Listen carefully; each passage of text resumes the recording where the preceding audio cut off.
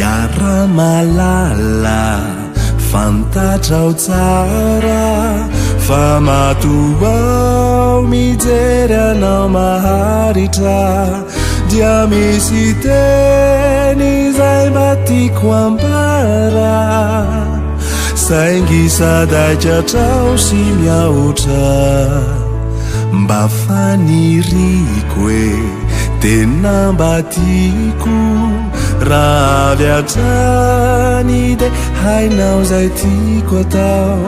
na tsy miloka akory aza ny vavako indro meko anao ny fitiavako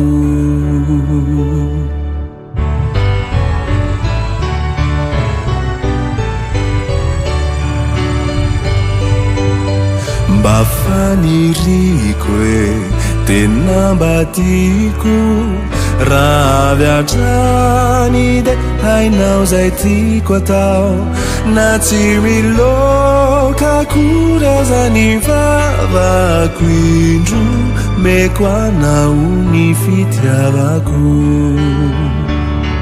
fanyayane efelano ny tempo anao ny fo efelanona ny riny arahantsika roa fa tsy mba sainy laza sy natahotrao satria manayao sao ianao tsy ty zao ao mahetanao tsy haiko intsony izay atao fa tena babonao resisy lasa dalanao te hitratratratra mafureny izao tontolo izao e tiako anao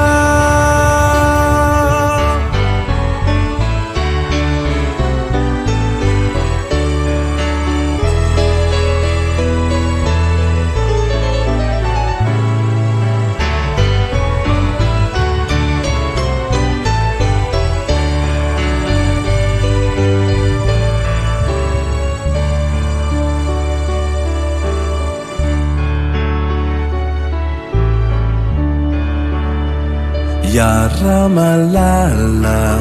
fantatrao tsara fa matoao mijery anao maharitra dia misy teny izay mba tiako ambara saingy sady atrao sy miaotra mba faniriko hoe tena mba tiako raha avy hatrany de hainao zay tiako atao na tsy miloka akory aza ny vavako indro meko anao ny fitiavako fanyayane efelano ny tempo anao ny fo efelanona ny riny arahantsika roa fa tsy mba sainy laza sy natahotrao satria manayao sao ianao tsy ty